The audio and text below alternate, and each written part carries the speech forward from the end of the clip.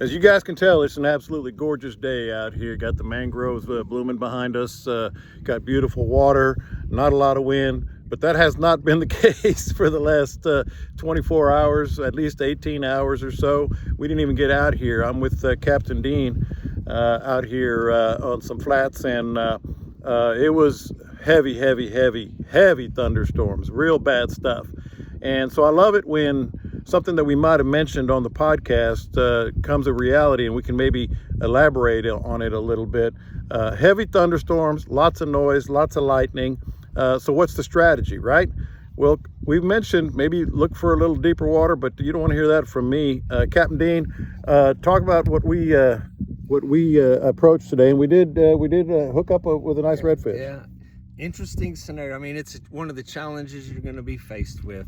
The weatherman was close, but it was way worse than predicted. So right at the crack of dawn this morning, 40 to 50 mile an hour gusts, big thunderstorms, kind of what can be expected in March. I mean, it's unpredictable, it changes quick.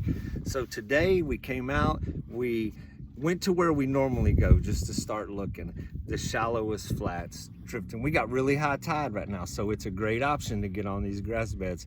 But the thunder and the lightning can be very detrimental to that process some days. The fish will spook from the thunder, the vibration, and all the noise. It's not 100%, so you got to go look. But this morning, we went back to the shorelines, 1 foot, 18 inches of water drifting. Really wasn't anything there. Didn't spend a lot of time with that. Then we took and went, the logical choice after that is you go to the edge of those drop-offs or to the edge of those flats where they get pushed to. And, you know, they want to be on the flat because that's where the food is they're eating. There's still mullet up here. There's still life, but they're the big fish. They have less of a tendency to deal with that, to take that thunder and lightning. So we come back to the edges. We were actually fishing some canals and cuts, caught one really nice red. About an hour or so goes by, we keep trying, and right now where we're at, we're right on the edge of the flat again, looking at a deeper cut, like little arteries that feed the flats, drains and such, where the thought process is that hopefully those fish are in those cuts and those drains, hanging on those edges, waiting to move back up. But it's one of those challenges. It's just one of those things that comes with March and April. We're just in the beginning of that. I mean, we're March 16, 17, something like that right now.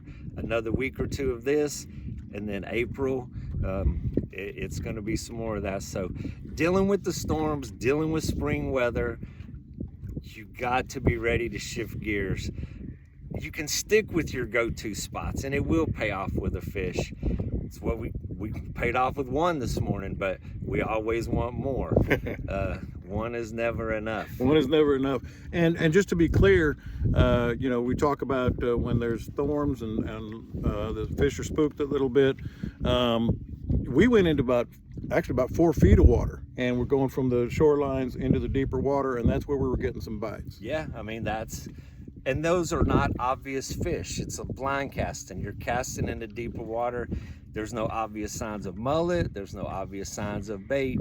It's just a lot of searching, and you're putting your game plan back together. I mean, for 3 days, 4 days before this, we had very consistent weather. You know where you're going. You have a game plan for the day. You know the spots that you're going to hit.